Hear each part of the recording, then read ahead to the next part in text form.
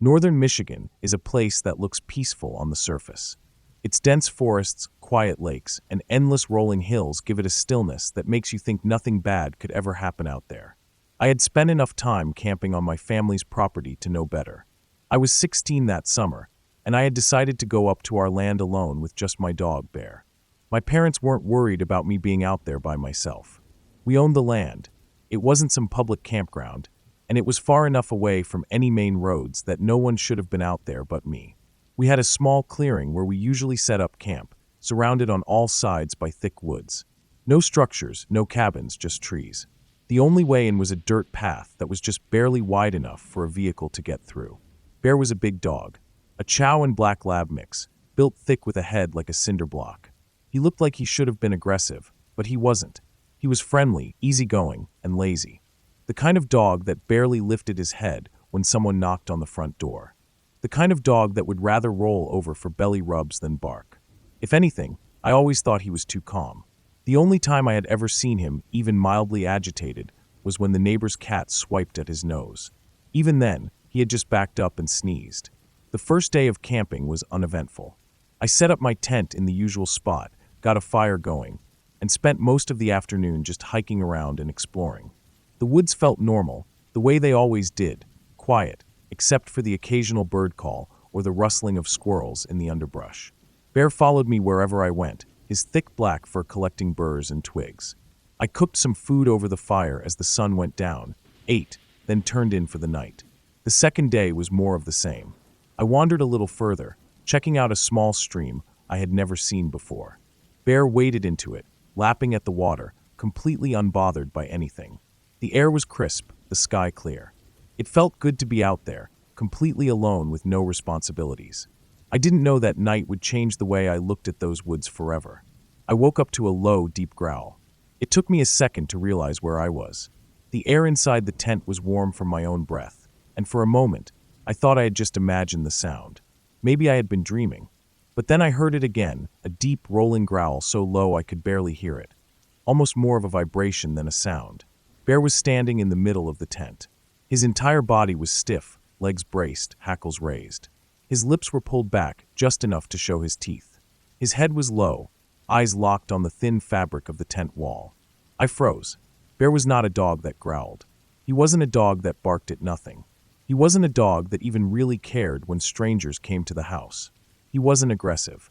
He wasn't reactive. He just existed. And now, standing in the darkness of the tent, he was locked onto something outside. Then I heard it. Footsteps.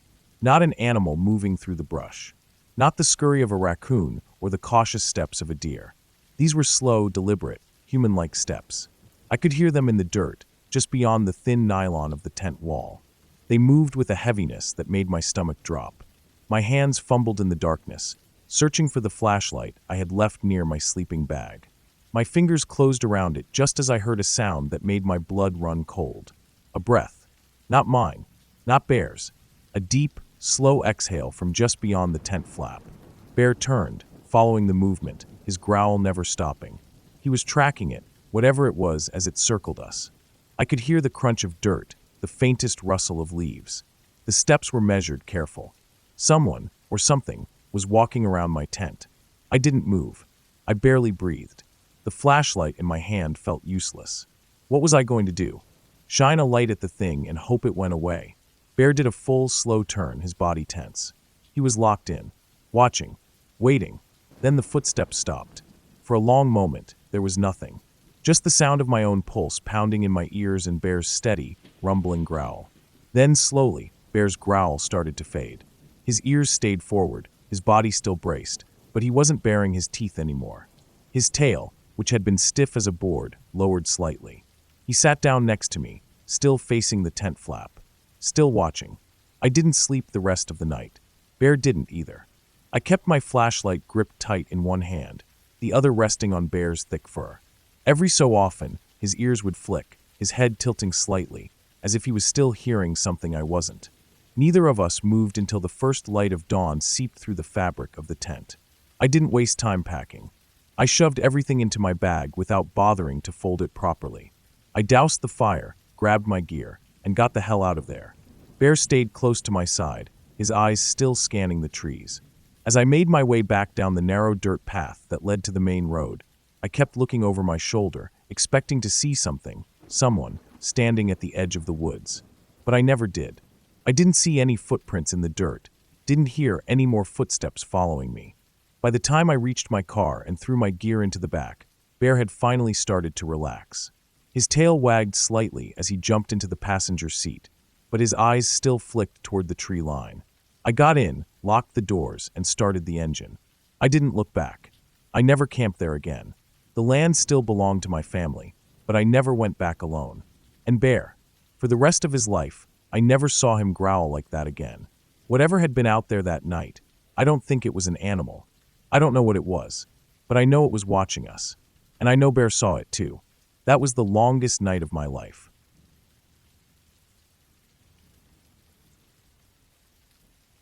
There's a kind of silence you only get on the water at night.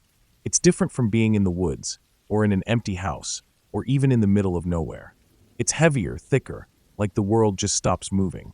Out there, a few hundred feet from shore, with nothing but the ocean underneath and the sky above, it feels like you're the only person left alive. I had always liked being out on the water alone. There was something peaceful about it. No people, no traffic, no voices. Just the boat rocking gently in the swells, the soft lap of water against the hull, the occasional distant call of a seagull. Even the darkness didn't bother me. I had been out enough times at night to know what to expect. The ocean was predictable in its own way. The wind picked up and died down. The tide came in and went out. Nothing unexpected ever really happened. Until that night. I had taken my small boat, a simple single-engine vessel, out into the bay just after sunset. There was no particular reason for it. I wasn't fishing. I wasn't meeting anyone. I just wanted to be on the water. The shore was still visible, just a dark line in the distance with a few scattered lights from houses and street lamps. Nothing out of the ordinary. I killed the engine after a while and let myself drift. The bay was calm, just the occasional small wave lapping against the side of the boat. The sky was clear. No moon, but enough stars to see by. I sat back, listening to the water, breathing in the salt air. And then, from somewhere across the water, I heard it. A scream. Not just any scream. A man's voice, high and ragged, screaming for help. It didn't sound like a casual call. It didn't sound like someone joking around or trying to get a friend's attention. It was raw, desperate, full of something primal. Help. Then silence. The kind of silence that makes your ears strain to hear something, anything, in the aftermath. I sat up, gripping the sides of the boat. My first thought was that someone was in trouble. A capsized boat, maybe. Someone fallen overboard. A swimmer who had drifted too far out. I grabbed my flashlight and swept it across the water, but there was nothing. No movement. No shapes in the water. Just darkness. 20 seconds later, I heard it again. Help. Same voice. Same horrible, drawn-out desperation. The hairs on the back of my neck stood up. I tried to pinpoint the direction, but the way sound travels over water makes it nearly impossible. It seemed to come from everywhere and nowhere at the same time.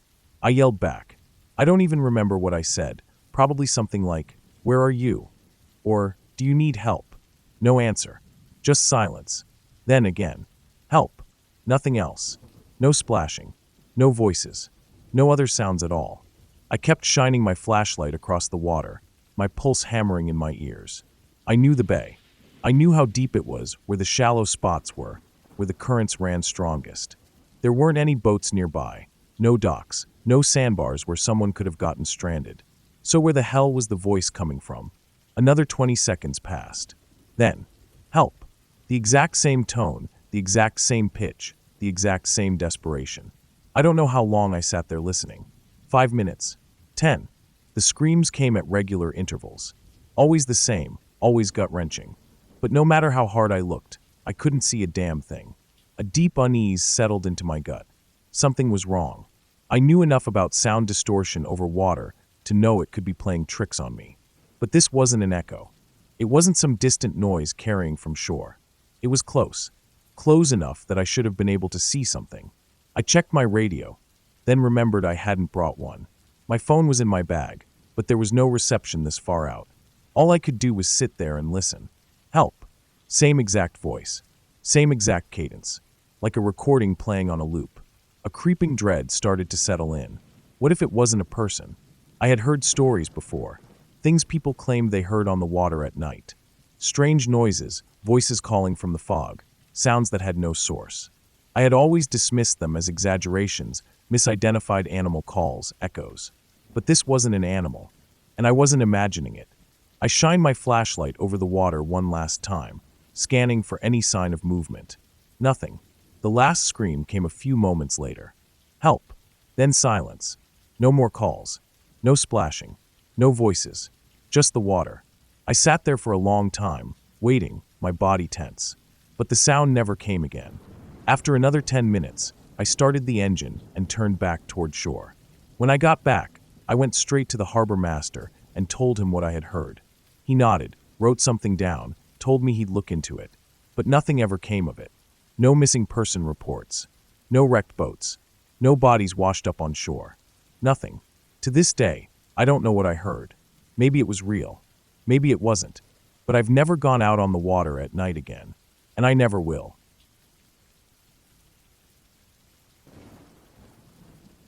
I've camped alone more times than I can count. It's something I enjoy, something I do to clear my head. Some people find it unsettling. But for me, being out in the woods by myself has always been a kind of reset button. No distractions, no schedules, just me, the trees, and the quiet. That's why I didn't think twice about heading out to this particular campsite in British Columbia. It wasn't completely remote, just a few hours from the city, but it was isolated enough that I didn't expect to see many people. Especially in the fall, when the air was getting colder and most casual campers had packed up for the season. The spot I picked was right along the river. A small clearing with a fire pit and an old, beat-up picnic table. Nothing fancy, but more than enough for what I needed. I pulled in late afternoon, set up my tent, gathered some firewood, and got a small fire going as the sun started to dip behind the trees. At first, everything felt normal. The air was crisp, the river was calm, and the smell of wood smoke settled into my clothes. It was peaceful. But as the night crept in, that feeling changed. It wasn't anything obvious. No noises, no snapping branches, nothing I could point to and say, that's why I feel weird. It was just this slow, creeping unease that settled into my gut. Like the air had shifted, like the trees were pressing in closer, like I wasn't as alone as I thought I was. I brushed it off at first. I've been out in the woods long enough to know that sometimes your brain plays tricks on you. The isolation, the darkness, the way sound carries through the trees. It can all mess with your head if you let it. Still, the feeling didn't go away. I kept glancing over my shoulder as I cooked my dinner. Kept pausing to listen, expecting to hear something, anything, footsteps, breathing, the rustle of leaves. But there was nothing. The longer it went on, the worse it got. My skin prickled, my stomach churned. I found myself looking at the tree line more than my food, scanning the darkness for any hint of movement. By the time I finished eating, I had made up my mind. I was going to bed early. I banked the fire, double-checked that my gear was secured, and crawled into my tent. But I couldn't shake the feeling that something was off. Normally, I enjoy the silence when I sleep outside. The sound of the river, the wind through the trees, it's all part of why I camp in the first place. But that night, the silence felt wrong. Like it was too quiet, like the forest was holding its breath. I didn't want to sit in that silence, stewing in my own unease, so I put on a podcast. Just something to fill the space, to distract me from the way my nerves were creeping higher and higher. Eventually, exhaustion won out. The warmth of my sleeping bag, the steady hum of voices from my speaker, it was enough to lull me into sleep. I don't remember waking up during the night. No sounds, no nightmares, nothing that jolted me upright. But when morning came, the feeling was still there. I unzipped my tent, stepped outside, and stretched, trying to shake off the stiffness in my limbs. The fire pit was cold, the air damp with the morning chill. Everything looked exactly the way I had left it. Except for one thing. There was a hat on the picnic table. It wasn't mine. I knew that immediately. I had spent the whole previous day using that table. Set my stove on it, laid out my gear, sat there to eat. That hat had not been there before. But now there it was. It was old, worn down by the elements. Faded fabric, stained in places, the kind of hat you'd expect to find out in the woods after a season or two of being left behind. I just stared at it, my brain trying to process what I was seeing. Someone had been in my camp. At some point during the night, While I was asleep, while my tent was zipped shut, someone had walked into my campsite, stepped right up to the table, and left that hat there. The uneasy feeling from the night before came rushing back, stronger than ever. My skin felt too tight, my breath too shallow. How long had they been there? Had they just passed through, left the hat, and moved on? Or had they been watching me, standing in the trees, listening to my podcast play through my speaker while I slept just a few feet away? The worst part was that I had no idea. No way to know if they had been there for seconds or hours. No way to know if they had just dropped the hat and left, or if they had stood there watching. I scanned the ground for footprints, but the dirt was dry and packed down. If there had been tracks, they were already gone. I told myself it could have been nothing. Some harmless explanation. A hunter, a mushroom picker, someone who had gotten turned around and stumbled onto my camp by accident. But why leave the hat? Why not announce themselves, say something, make their presence known? I didn't like any of the answers my brain was coming up with.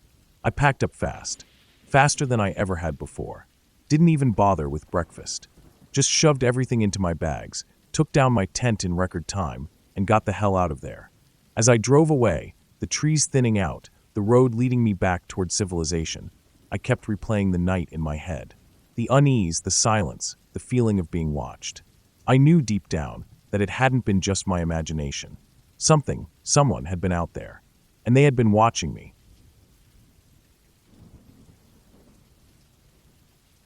It had been raining all day. Heavy, steady rain that soaked everything, turned dirt to mud, and left the air thick with the smell of wet earth and pine. The kind of rain that made camping a questionable decision. But for some reason, my dad, my sister, and I had decided to go anyway. We were late getting out, much later than we should have been. By the time we pulled up to the campsite, the rain had finally stopped, but it was already past 10 at night. The woods were pitch black, the moon hidden behind thick clouds, the only light coming from the weak glow of our flashlights as we scrambled to set up the tent. I didn't like it.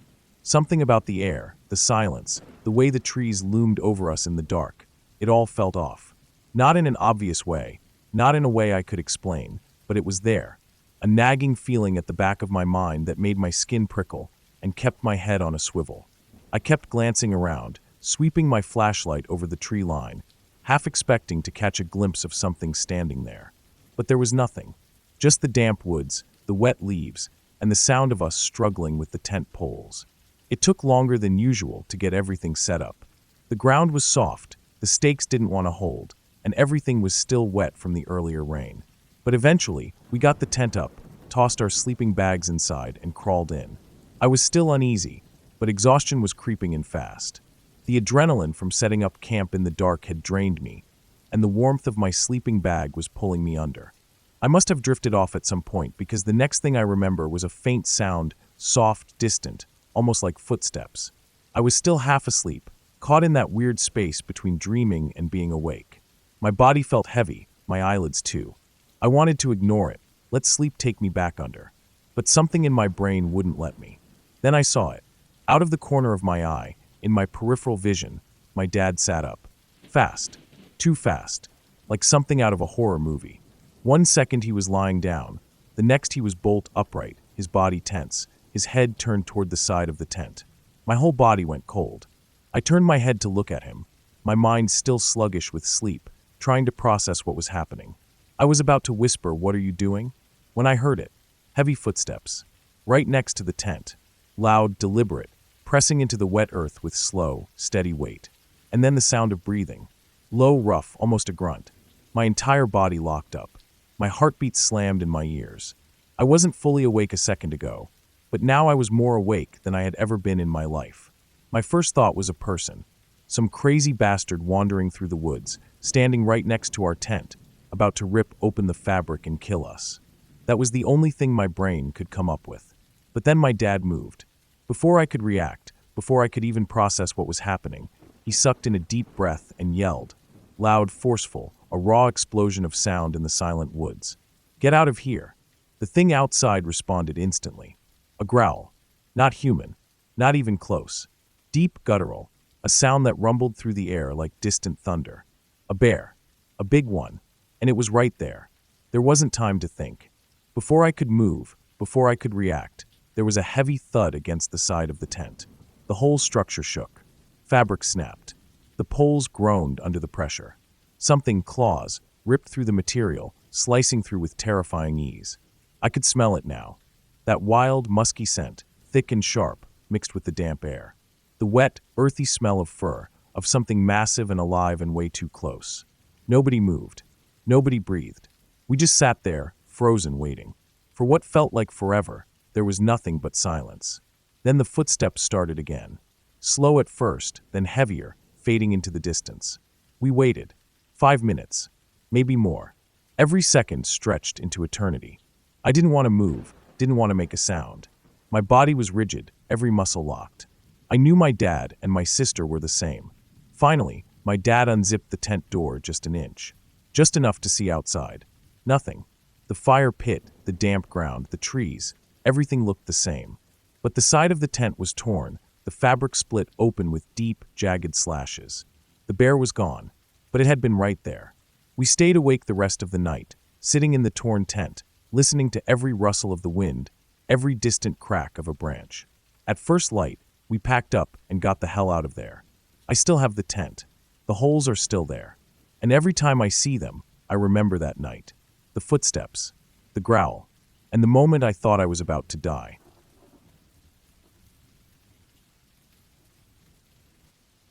Belanglo State Forest was the last place I ever expected to be standing alone in the dark. It was a place people whispered about, a name that carried weight. The backpacker murders.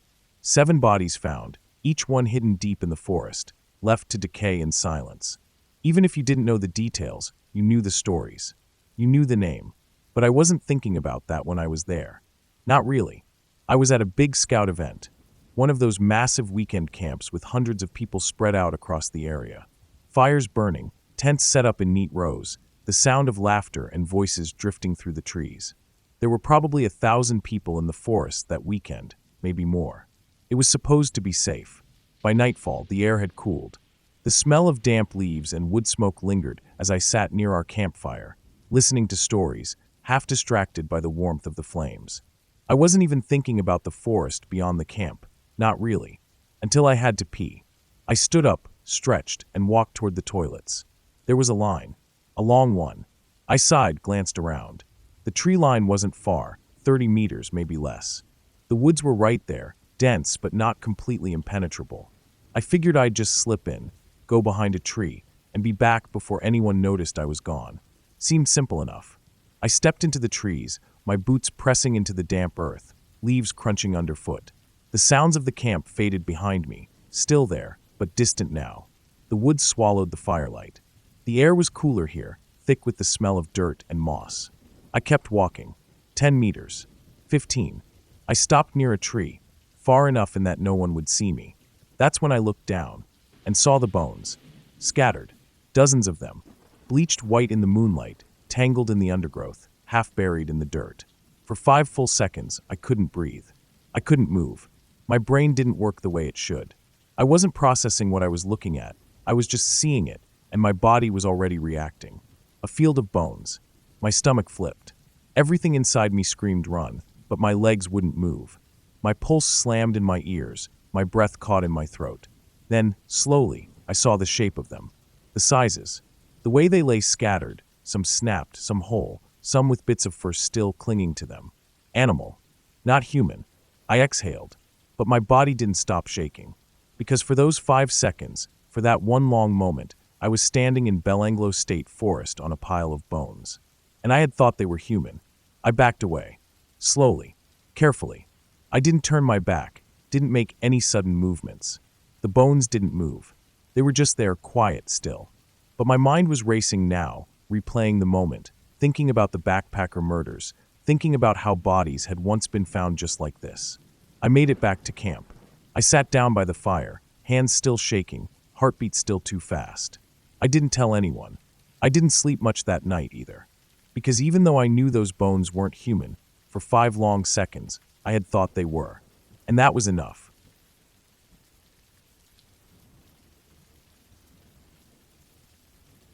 I was deep in the mountains, miles from the nearest road, alone in the thick wilderness. I had hiked most of the day, covering rough terrain, my legs aching by the time I reached my chosen campsite. The spot was nothing special, just a flat patch of ground near a small creek, surrounded by towering evergreens and jagged rock formations. A place to rest for the night before pushing on at first light. The air was damp from the recent rain, the soil dark and rich. Everything smelled like wet pine and earth. It wasn't a remote spot in the sense that no one had ever been there before, but it was far enough from any real trails that I doubted I'd see another person. I set up my tent quickly, working by the dimming evening light. My routine was automatic by now. Clear the ground, unroll the tent, stake it down. I boiled water for a simple meal, sat on a fallen log, and listened to the forest settle into the quiet of night. The dripping of water from the trees, the occasional rustling of something moving through the undergrowth. Nothing felt off. But sometime in the middle of the night, everything changed. I woke to a low, distant rumble. At first, in that half-conscious state, I thought it was thunder. A deep, rolling sound that grew louder, vibrating through the ground beneath me. My brain struggled to process it, still fogged with sleep. Then I felt it. The ground moved. A deep, slow tremor, barely noticeable at first. My body registered it before my mind did, a subtle shifting, the kind of movement you feel in your gut more than anything else. Then the sound deepened. Not thunder, not distant wind. Something heavy, something coming down. Landslide. My breath caught. My heart slammed into my ribs. I lay completely still, ears straining, trying to figure out where it was. But there was no way to tell. The sound came from everywhere. It echoed through the valley, bouncing off the rock walls, twisting and folding in on itself. The ground shuddered, and I could feel the vibration running up through my spine. A deep, grinding roar, mixed with the snapping of trees, the crashing of boulders tumbling down. I couldn't move. I couldn't see. My tent was a thin layer of fabric between me and whatever was coming. I thought about unzipping the door, crawling out, trying to run. But where? In which direction? By the time I got out, by the time I could even see, it would already be too late. I just lay there, frozen, listening to the world collapse around me. It lasted for, God, I don't even know. Maybe 30 seconds. Maybe a minute. Time stretched in the dark, turning that moment into something endless. Then, just as suddenly as it had started, it stopped. Silence. Not complete silence. The rain still pattered against my tent. The creek still trickled nearby. But the world felt hollow. Like something massive had shifted, something that didn't belong to me. I didn't move. I barely breathed. For the next hour, I lay there, staring up at the ceiling of my tent, waiting for something else. Another tremor. Another sound. But nothing came.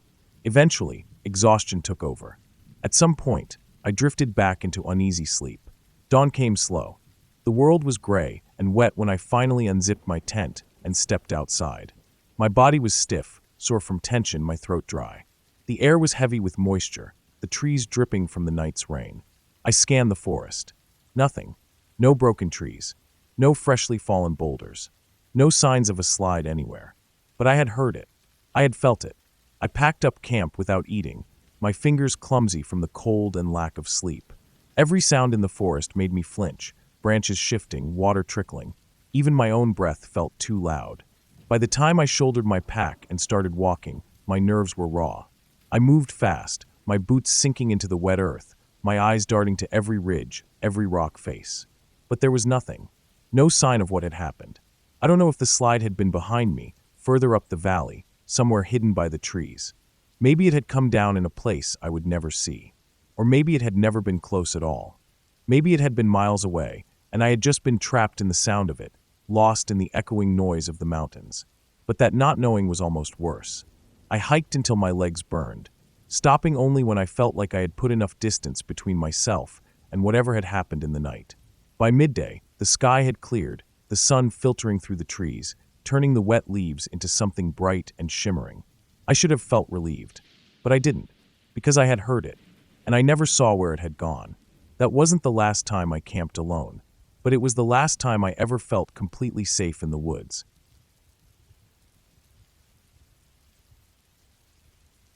The moon hung like a silver coin nailed to the sky, casting the Trans-Catalina Trail in a pale, ghostly light. My boots crunched over gravel and dry scrub, the sound too loud in the stillness.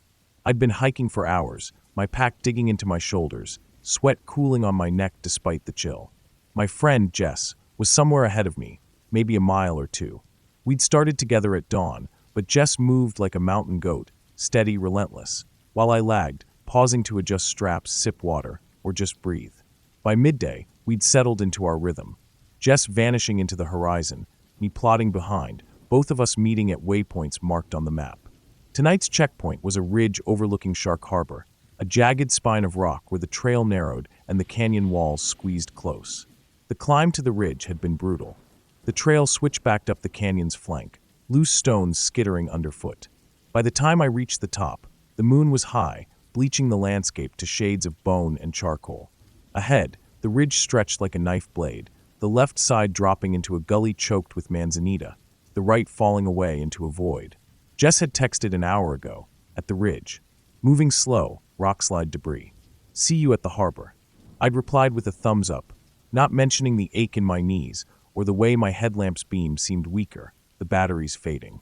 Now, standing on the ridge, I felt the wind first, a cold, muscular gust that smelled of sage and dirt. Then the shadows. The moonlit trail ahead dipped into a trough where the canyon walls leaned in, blocking the light. A pool of darkness, maybe 50 yards long. I hesitated. My headlamp was junk here, its yellow beam swallowed by the black. But the map showed the trail cutting straight through. No detours. Just keep moving. I stepped into the shadow. The temperature dropped instantly, the air damp and heavy. My boots found the trail by feel, packed earth, the occasional root. The canyon walls amplified every sound. The scuttle of a lizard, the creak of branches. Halfway through, the trail curved, following the contour of the rock. That's when I heard it. A rumble. Low, rhythmic, close. I froze. It wasn't the wind. Not a rock slide. This was deeper, a vibration in the ground. My mind flashed to the warning signs at the trailhead. Bison in area. Stay 100 foot back. I'd seen their hoof prints all day. Dinner plate-sized divots in the mud, but no actual animals. Now the sound rolled through the canyon again, clearer. The thud-thud-thud of heavy feet.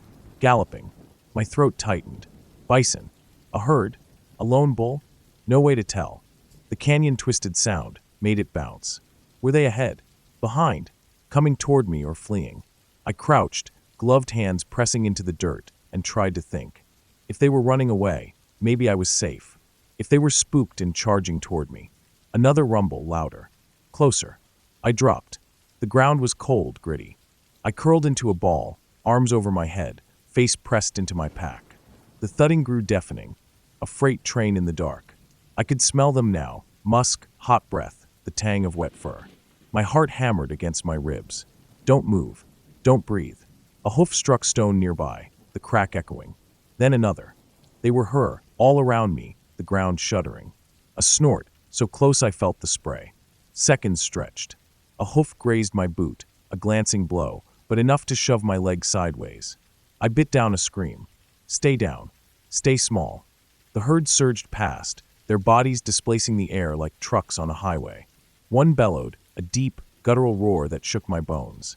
Then, as suddenly as they'd come, the sound began to fade. The thudding moved downhill, away from the ridge. I didn't move. My ears rang. The smell lingered. When I finally lifted my head, the canyon was silent again. I don't know how long I lay there. Long enough for the cold to seep through my clothes, for my hands to stiffen around my backpack straps. When I stood, my legs trembled. The trail was torn up, hoof prints everywhere, bushes flattened. I flicked my headlamp on, useless as it was, and saw gouges in the dirt where the bison had skidded. My boot had a scuff mark, a crescent of mud from the hoof that hit me. I started walking. Fast. The dark stretch of trail ended abruptly, the moon reappearing as the canyon walls retreated. I didn't look back. My pace was reckless now, feet slapping stone, pack jostling. Adrenaline burned through me, sharpening the night. Every shadow looked like a humped shoulder. Every rustle of grass sounded like a snort. It took an hour to reach Shark Harbor. Jess was there, perched on a boulder, eating a protein bar. She raised an eyebrow as I stumbled into the clearing. You okay? I nodded, too wired to explain. Later, at camp, I'd tell her about the hoof print on my boot. For now, I just sat, listening to the waves below and waiting for my pulse to slow. We didn't see the bison again. But for the rest of the trip, I never let Jess get more than 100 feet ahead.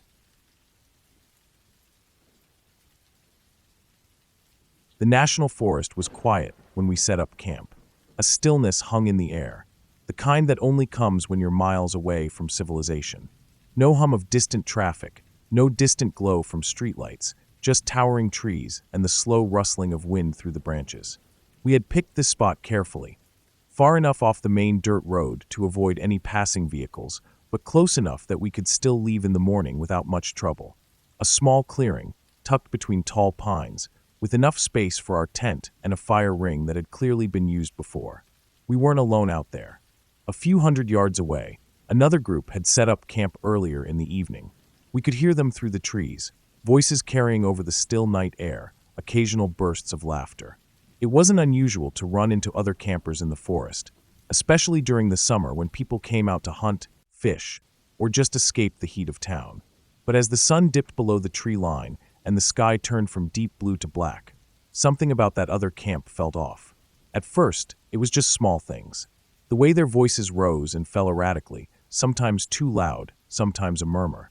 The sound of bottles clinking together, an argument that flared up suddenly and then just as quickly faded into laughter. It wasn't just people hanging out, it was people getting drunk. That in itself wasn't the problem. People drink in the woods. It happens.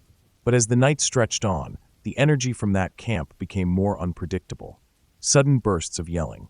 Someone throwing something into the trees. The snap of branches. We tried to ignore it. The fire crackled low, glowing embers swirling up into the darkness. The forest was dense enough that we couldn't see their campfire, just the occasional flicker of light when someone walked too close to the edge of their clearing. Eventually, the noise from their camp started to settle. The voices grew quieter, the bursts of movement less frequent. The forest stretched wide around us, wrapping everything in thick silence. I crawled into the tent, zipped my sleeping bag, and let the weight of exhaustion pull me down. I woke up to gunfire. A sharp, cracking bang split the night in half. For a moment, I thought I was dreaming. Then another shot. Closer. The canvas of the tent rippled as something whizzed past, slicing through the air so close I could feel the movement. I went completely still. Then another shot. Then another. My breath locked in my chest. My ears rang from the sudden noise, my brain scrambling to process what was happening. A group of drunk idiots in the woods, firing guns, in the middle of the night, in our direction. I could hear them laughing between shots, their voices carrying through the trees, warped and strange in the darkness. They weren't aiming at us. They probably didn't even know we were there. But they were shooting blind into the woods, the bullets tearing through branches, slamming into tree trunks, tearing through the air at deadly speed. I couldn't move. I couldn't even breathe. One stray bullet. That was all it would take. One bullet through the thin layer of tent fabric, one bullet through my chest, my leg, my skull, and that would be it. I lay frozen, ears straining, waiting for another shot. Another snap of a bullet slicing through the trees. Then, silence. Just the wind moving through the pines. The distant crackling of their dying fire. I stayed there, every muscle in my body locked up, waiting. I must have stayed like that for an hour, maybe more.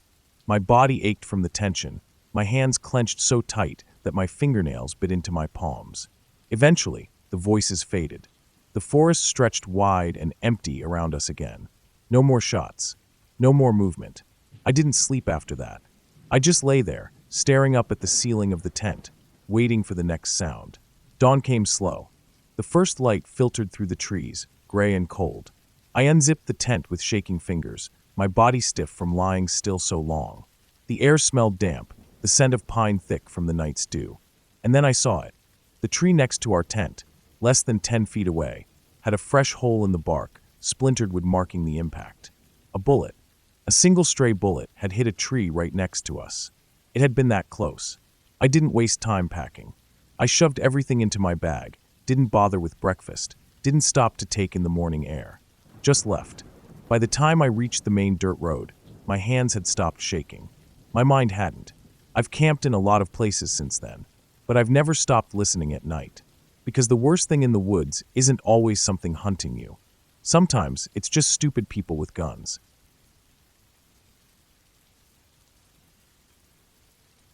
There's something different about backcountry camping. It's not like setting up at some roadside campsite with picnic tables, fire pits, and the occasional distant hum of cars on the highway. Out here, miles from the nearest road. The silence is heavy. It's the kind of quiet that makes you hyper-aware of every sound. The crunch of your boots, the whisper of wind through the trees, the distant trickle of a hidden stream. It makes you realize how alone you really are. And I had hiked deep into it, 8 miles into the backcountry, at 11,000 feet.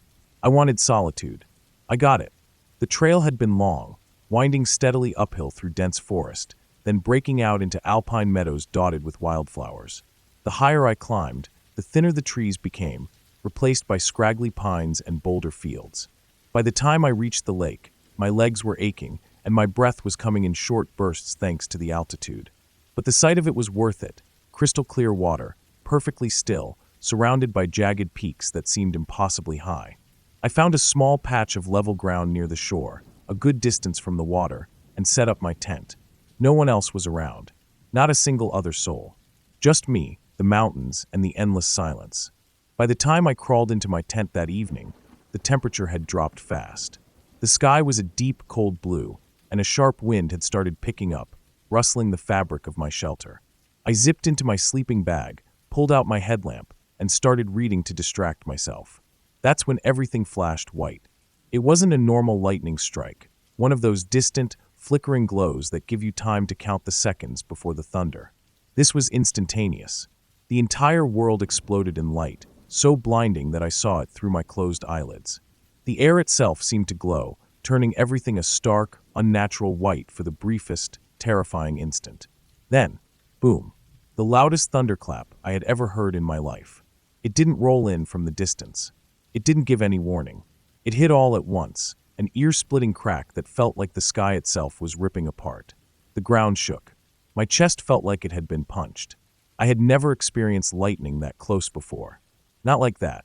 For a long time, I just lay there, completely still, my book forgotten in my lap. My brain wasn't working right, stuck in some primal panic that told me I had nearly died just now. Because that's what had just happened, right? That lightning had to have hit right next to me. I waited for the ringing in my ears to die down. Then, boom, another one. Not as close this time, but still powerful. The storm was right on top of me. I thought about running out of my tent, trying to find lower ground. But where? There was nowhere lower than this. I was already near the lake. The only thing below me was open water, and the idea of standing out there, fully exposed, in a lightning storm was worse than staying put. So I stayed put. All around me, the wind picked up, tearing through the mountains with a deep, howling roar. My tent shook violently, the thin fabric whipping against itself, snapping and popping like a sail in a storm. I kept waiting for the next flash. The next boom. I lost track of time. Maybe it was minutes. Maybe it was hours. The wind grew wild, pushing against my tent so hard that it collapsed inward, the fabric pressing against my face, my sides, my feet. It felt like I was being wrapped up, swallowed whole. Like I was sleeping in a garbage bag. The air inside became hot, suffocating. The walls of the tent pushed against me from all sides, molding to my body like a second skin. I could feel the wind roaring outside, slamming against the mountains, screaming through the valleys. I couldn't tell if I was dreaming or if this was actually happening. Was I buried? Was my tent still standing? My brain wasn't working right anymore. At some point, the storm passed. I don't know when. I must have fallen asleep for a while, because the next thing I knew, I was lying awake in the dark, my tent still collapsed in around me, the wind still howling, but not as violently. I didn't move, didn't try to fix the tent. I just laid there and listened to the wind scream through the mountains, alone in the darkness, trapped in my little nylon coffin. Morning came slowly. The first thing I noticed was the silence. Not the absolute silence of the deep wilderness, but the absence of something. The wind was gone. The storm had passed. I forced myself to sit up, peeling the damp fabric of my tent off my face, pushing my way out of the collapsed shelter. The moment I unzipped the door and stuck my head outside, cold air slapped me in the face. The world was still. The mountains stood unmoving. The lake stretched out in front of me, mirror flat, reflecting the sky in perfect detail. The storm had left no trace. It felt impossible, like the night before had never happened. But the ache in my chest from the thunderclap told me it was real. The soreness in my muscles from curling up so tight inside my crushed tent told me it was real. The fact that I hadn't slept at all told me it was real. I packed up quickly. Didn't bother making coffee. Didn't take a last look at the lake. I just wanted to get the hell out of there. The whole 8-mile hike back to my car, my legs felt shaky. My mind was still somewhere else, stuck back in that collapsed tent, feeling the storm pressing in on me from all sides. Backcountry camping is more rewarding, more raw, more real. It's where you find the kind of beauty that most people never see. But it's also where you come face to face with nature's indifference. No one out there cares if you make it back. Not the wind, not the thunder, not the mountains, and certainly not the storm. After what happened deep in the Ouachita National Forest of Arkansas, I don't think I will ever go back to woods. That day started like any other solo trip. I had planned a 2-day hike, carrying only the essentials: food, water, a small tent, and a knife. The trail was not popular, which was exactly why I chose it. I wanted isolation. I wanted the wilderness.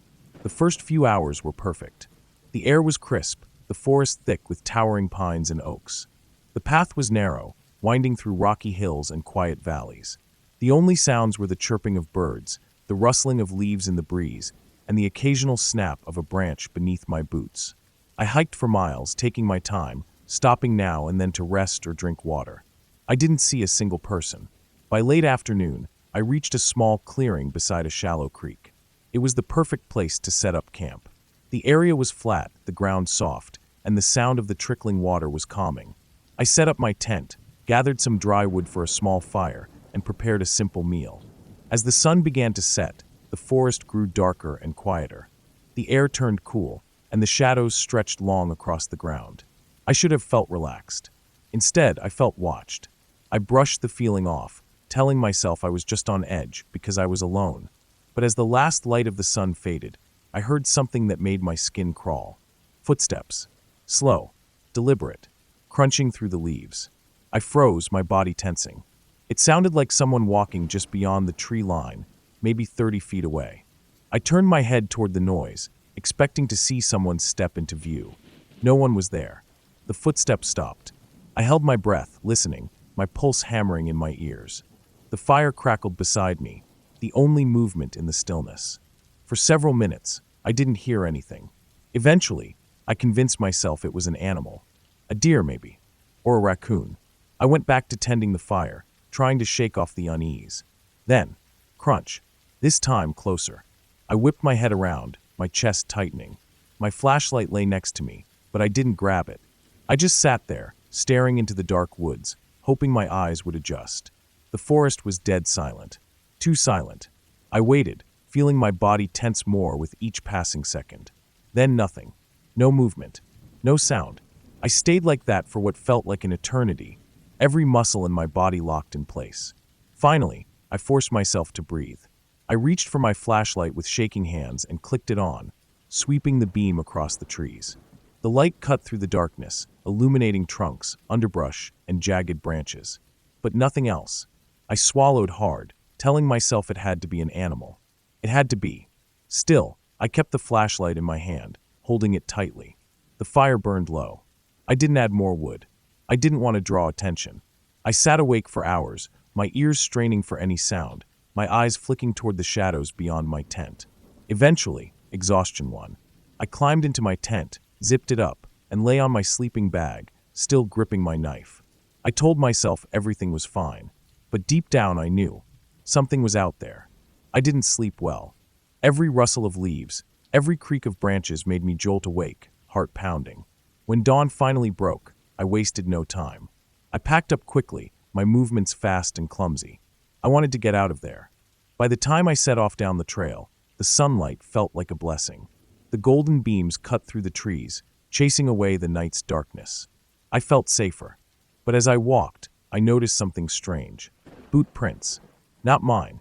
They were fresh, pressed deep into the damp earth. At first, I thought maybe they had been there before, and I just hadn't noticed. But then I saw something that made my blood run cold. The footprints followed the exact path I had taken the night before. Whoever had made them had been walking right behind me, following me. But the worst part, the footprints started in the middle of the trail. There were no prints leading into the path, no tracks coming from the trees. It was as if someone had just appeared out of nowhere and begun following me. My chest tightened. My throat went dry. I glanced around, suddenly feeling exposed. The woods were quiet. Too quiet.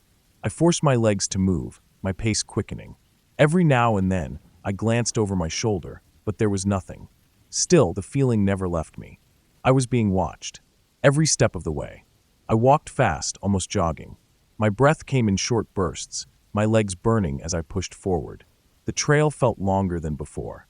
Every bend, every rise in the path, I expected to see someone standing there, waiting.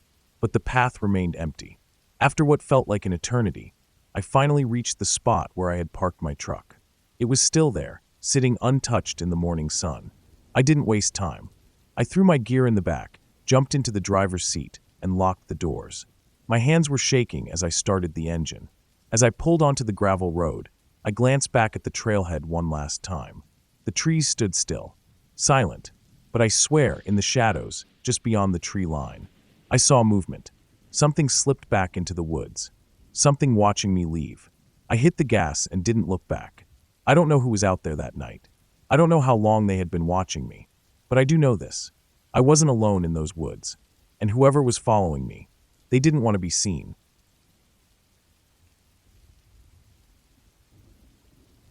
I've always been drawn to the wilderness, the quiet, the isolation.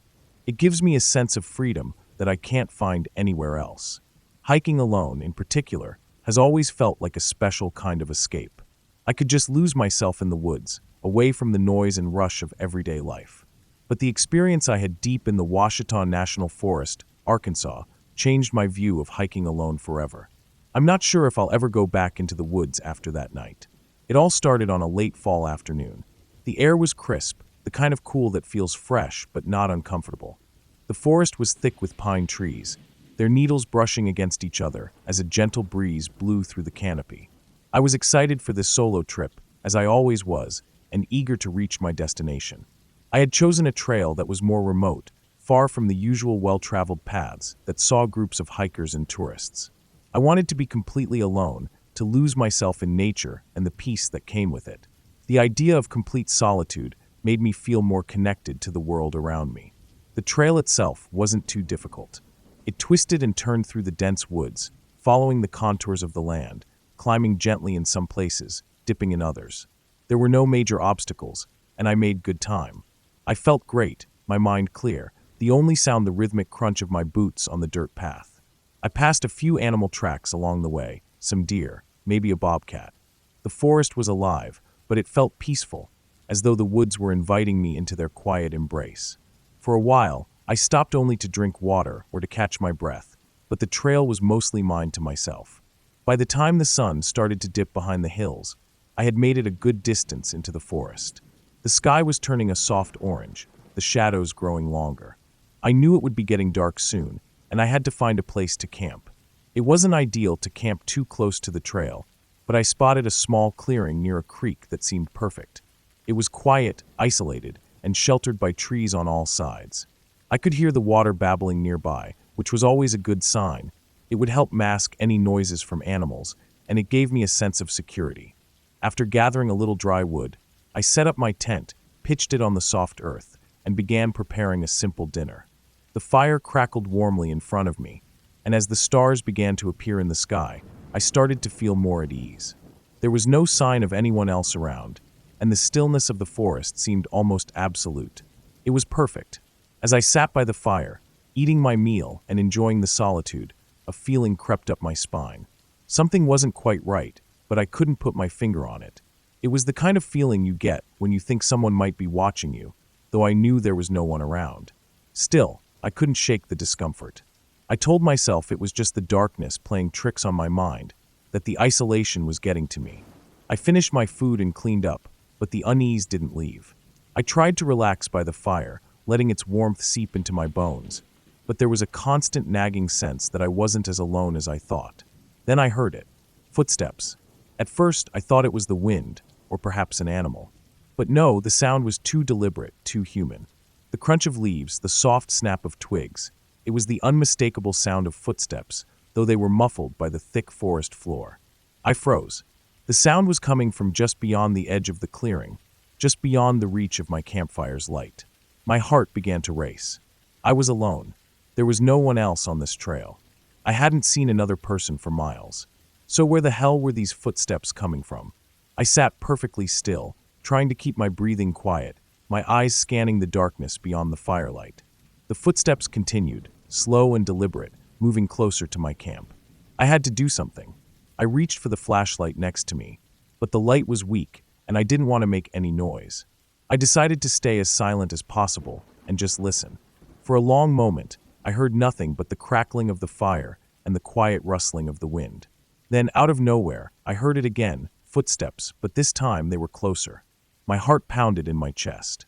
The silence in the forest had become oppressive, thick with tension. I could hear the sound of each footstep growing nearer and nearer. I didn't know what to do.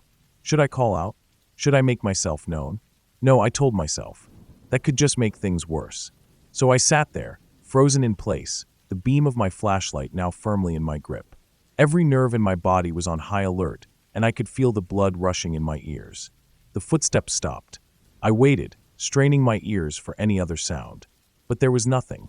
For several minutes, there was only silence. I had to know. I couldn't just sit here forever. I slowly stood up, moving as quietly as I could. I picked up the flashlight and crept toward the edge of the clearing, shining the light into the trees. But there was nothing. Just the darkness, stretching out into the woods. I kept the light trained on the trees, moving it slowly from one side to the other. But still, there was no sign of anyone or anything. The footsteps had stopped completely. For what felt like an eternity, I stood there listening. But no sound came from the forest. I took a deep breath, trying to calm my racing heart. Maybe I was just imagining things. Maybe it was just an animal, or maybe my mind was playing tricks on me in the dark. But something felt off. I sat back down by the fire, my nerves still on edge. The feeling of being watched never fully left me. My eyes kept flicking back toward the darkness. I knew I couldn't just sit there all night, so after some time, I forced myself to relax. But even as I lay down in my tent, wrapped in my sleeping bag, I still couldn't shake the feeling that something was wrong. The sound of footsteps didn't come again, but I knew I wasn't alone. It felt like something, or someone was out there, just beyond the trees, waiting, watching. I spent the night tossing and turning, never fully able to sleep. Every sound seemed louder in the silence of the forest. I lay there, wide awake, listening to the wind rustle the leaves, the occasional snap of twigs, and the deep silence that had settled over the camp. When dawn finally broke, I didn't waste a second.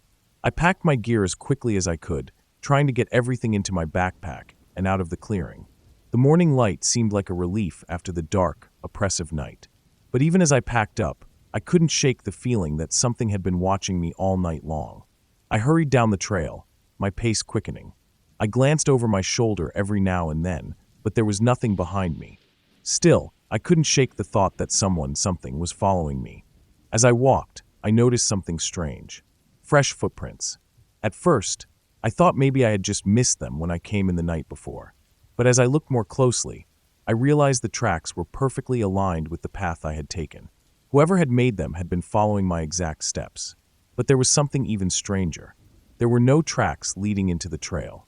The footprints just appeared in the middle of the path, as if the person or thing had materialized out of thin air. My chest tightened. My heart raced. I quickened my pace, my breath coming faster. I couldn't shake the feeling that whoever, or whatever, had been following me was still out there, just waiting for the right moment. The prints continued for some distance, but then they stopped abruptly. It was like whoever had been walking behind me had suddenly vanished. I didn't know what to make of it, but I wasn't sticking around to find out. I kept walking, nearly running at times, feeling the hairs on the back of my neck stand up. The forest seemed alive, watching me with every step I took. I couldn't help but glance over my shoulder every few seconds, half expecting to see someone, or something, emerging from the trees. But nothing happened. Eventually, I reached the end of the trail, where the gravel road began. I didn't look back. I didn't want to know what might have been following me. I just got in my truck, locked the doors, and drove away as fast as I could. That night in the forest, I don't know who was out there or what they wanted. But I do know one thing for sure. I wasn't alone. And I'll never forget the feeling of those footsteps getting closer and closer, until they just stopped. I've always had a deep affection for nature. The peacefulness of the woods, the quiet hum of wildlife, the soft rustle of the wind moving through the trees. It's all something that clears my head. I'm the type of person who finds solace in solitude, and hiking alone has always been my favorite way to reconnect with myself. But the hike that I took in the Ouachita National Forest in Arkansas, deep into the heart of the woods, was the one that made me question whether hiking alone was such a great idea after all. It was a crisp autumn day when I set out for my hike. The sky was clear, and the air felt fresh. I had packed light, knowing it was a quick trip, only for a weekend. The idea was to get deep into the forest, far from civilization, to camp by one of the many peaceful streams that snake through the region. I had no particular plan or destination in mind, but that was part of the allure. The woods would show me where I needed to go. The Ouachita National Forest had always fascinated me. It was wild and sprawling, with towering pine trees, dense undergrowth, and an atmosphere of ancient, untamed nature. I had hiked these woods several times before, but each time it felt different. There was something about being completely alone in such a vast wilderness that made everything feel heightened, more intense. But that day, I would learn just how intense things could truly get. The hike started off easily. The trail was narrow but well-maintained, winding its way through dense trees. I was moving at a comfortable pace, taking in the beauty of the forest. The golden hues of autumn were all around me, the leaves turning vibrant reds, oranges, and yellows. The sunlight filtered through the branches overhead, casting long, dappled shadows on the forest floor. It was peaceful. I thought to myself that nothing could ruin this calm. But it didn't stay that way. I was about 6 miles into my hike when I reached a small clearing near a stream. The sound of the rushing water was soothing, and I decided it was a good spot to stop for a rest. I sat down on a large, moss-covered rock and pulled out my water bottle, taking a long drink. The place felt serene, untouched by human presence. I felt a connection to the land, as if the forest and I were in some quiet, unspoken agreement. After resting for a while, I decided to keep going. I knew I needed to find a good place to camp before nightfall. It was already late afternoon, and the shadows were starting to grow longer. I followed the trail for another mile or so, and that's when I stumbled upon the perfect spot. It was a small clearing beside a small lake, surrounded by a ring of thick pine trees. The water was still, reflecting the orange and pink hues of the setting sun. The area felt isolated, like I had found a hidden gem deep in the forest. I set up my tent quickly, the process automatic after years of experience.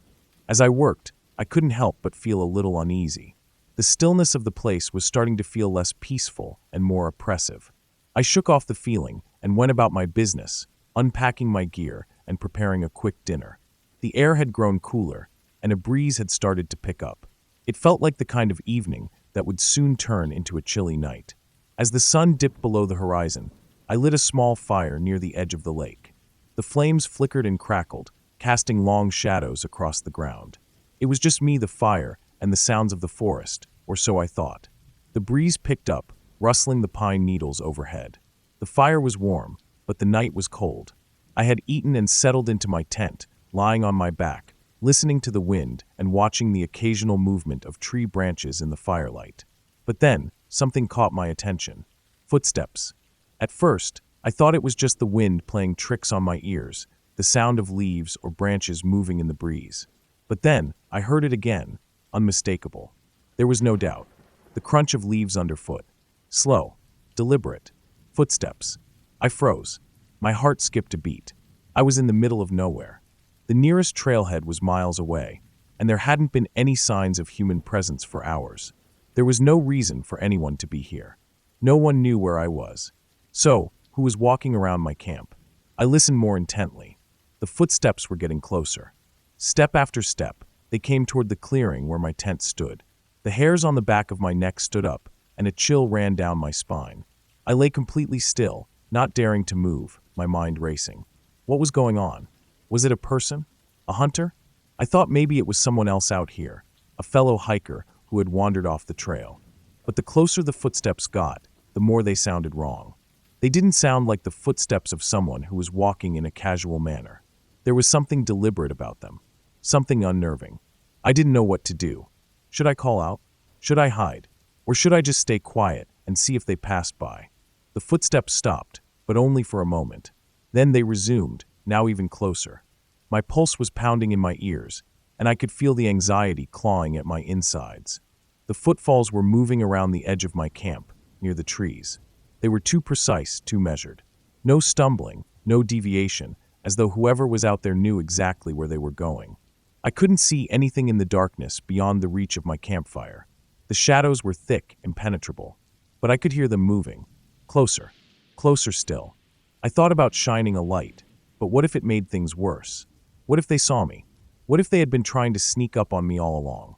I stayed as quiet as I could, listening intently for any sign of movement.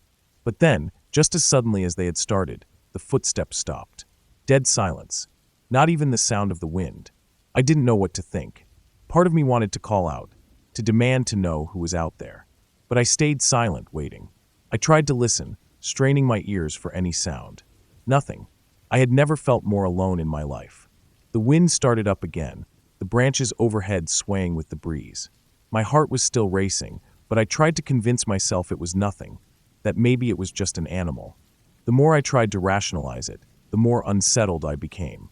I knew something wasn't right, but I couldn't quite put my finger on it. I eventually decided to try and sleep, though I could feel the tension in my body, like I was waiting for something to happen. But I lay there, staring at the ceiling of my tent, hearing the rustling of leaves and the occasional snap of a twig in the distance. I eventually drifted off, though it wasn't a peaceful sleep. It was fitful, filled with dreams of shadows and footsteps that I couldn't escape. The next morning, I woke up to a quiet, foggy dawn. The sun was just beginning to rise, casting a soft light over the lake. My body ached from the tension of the night before, but I forced myself to get up and break camp. I had been hoping that maybe the strange events of the night were just a bad dream, or at least that I'd wake up and find some logical explanation for it. But as I packed my gear, I noticed something strange. There were footprints in the dirt. Fresh ones. I couldn't believe it at first. I thought maybe I had missed them the night before. But the prints were clearly visible. They led right to the edge of my campfire, stopping just at the edge of the clearing. They were human footprints, but there was no sign of anyone who could have made them. No sign of them coming or going. Just these prints, as if the person had materialized out of nowhere. The tracks didn't lead into the forest. They didn't go anywhere at all. I felt the blood drain from my face. My mind raced with questions. Who was out there? How had they gotten so close without me hearing them? Why had they stopped right where I was? I didn't want to stick around to find answers. I packed up my things quickly, my hands shaking as I shoved everything into my bag. Every nerve in my body screamed at me to leave, to get away from this eerie, unnatural place. I didn't stop to look back. I didn't even care to see what was in those prints. I made my way down the trail as fast as I could, constantly glancing over my shoulder, half expecting someone to be following me, though I never heard anything. The forest was still, too still, as if it were holding its breath. Every crackle of a twig underfoot made me jump, my heart hammering in my chest. As I reached the trailhead, the sunlight felt like a release. I didn't look back. I got in my truck and drove away, never once glancing in the rearview mirror. That night in the forest is something I'll never forget, and it's a feeling that will stay with me forever. I can't explain what happened out there. Maybe it was just my mind playing tricks on me, or maybe the woods had a way of testing my nerves. Either way, it was the last time I ever went hiking alone in the wilderness.